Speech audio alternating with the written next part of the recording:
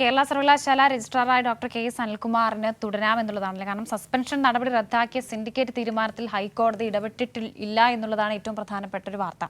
Syndicate തീരുമാനത്തിൽ എതിർപ്പ് എന്തെങ്കിലും ഉണ്ടെങ്കിൽ വൈസ് ചാൻസലർ സിസ തോമസിന് ഉചിതമായ അതോറിറ്റിയെ സമീപിക്കാമെന്ന് കോടതി വ്യക്തമാക്കുന്നുണ്ട്. അതായത് വർഷ, ഇവിടെ ഒരു പ്രധാനപ്പെട്ട കാര്യം എന്ന് പറയുന്നത് ഈ ഉചിതമായ അതോറിറ്റി ഏതാണ് എന്നുള്ളത് ഇനി സിസ തോമസിനാകെ കൺഫ്യൂഷൻ ആയിരിക്കും. കാരണം അത് ചാൻസലർ ആയിരിക്കുമോ അതോ ഇനി സിൻഡിക്കേറ്റിനെ തന്നെ സമീപിക്കേണ്ടി വരുമോ എന്നുള്ളൊരു കാര്യം. കാരണം ഈ രജിസ്ട്രാറെ സംബന്ധിച്ചിടത്തോളം രജിസ്ട്രാർ നിയമനവുമായി ബന്ധപ്പെട്ട പൂർണ്ണമായ അധികാരം എന്ന് പറയുന്നത് അത് സിൻഡിക്കേറ്റിനാണ് അല്ലേ.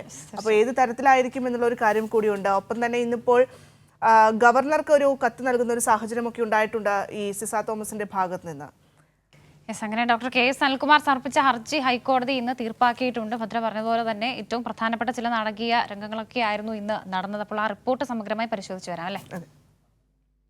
തന്നെ സസ്പെൻഡ് ചെയ്ത VCയുടെ നടപടി ചോദ്യം ചെയ്ത് registrar doctor K S Anilkumar സമർപ്പിച്ച ഹർജിയാണ് ഹൈക്കോടതി പരിഗണിച്ചത്. എന്നാൽ സസ്പെൻഷൻ നടപടി സിൻഡിക്കേറ്റ് റദ്ദാക്കിയതായും താൻ ചുമതലയേറ്റതായും ഹർജിക്കാരൻ കോടതി അറിയിച്ചു. ഹർജിക്കാരൻ്റെ അപേക്ഷ പ്രകാരം ഹർജി പിൻവലിക്കാൻ കോടതി അനുമതി നൽകി. ഇന്നലെ ചേർന്ന സിൻഡിക്കേറ്റിൻ്റെ തീരുമാനങ്ങൾ സർവകലാശാലയിലെ അഭിഭാഷകൻ കോടതി അറിയിച്ചു. തുടർന്നാണ് സിൻഡിക്കേറ്റ് തീരുമാനപ്രകാരം ഡോക്ടർ കെ എസ് അനിൽകുമാറിന് രജിസ്ട്രാറായി തുടരാമെന്ന് കോടതി വ്യക്തമാക്കിയത്. സിൻഡിക്കേറ്റ് തീരുമാനത്തിൽ VCക്ക് എതിർപ്പുണ്ടെങ്കിൽ ഉചിതമായ അതോറിറ്റിയെ സമീപിക്കാം എന്ന് സിംഗിൾ ബെഞ്ച് അറിയിച്ചു. ഉചിതമായ അതോറിറ്റി ചാൻസലറാണോ സിൻഡിക്കേറ്റ് തന്നെയാണോ എന്ന് കോടതി വ്യക്തമാക്കിയിട്ടില്ല. കേരള സർവകലാശാല നിയമവും സ്റ്റാറ്റ്യൂട്ടും പ്രകാരം സിൻഡിക്കേറ്റാണ് നിയമനാധികാരി എന്നതിനാൽ തീരുമാനം പുനഃപരിശോധിക്കാൻ ഇനി സിൻഡിക്കേറ്റിന് മാത്രമേ കഴിയൂ. അല്ലെങ്കിൽ ഗവർണർ ചാൻസലർ എന്ന പദവി ഉപയോഗിക്കണം.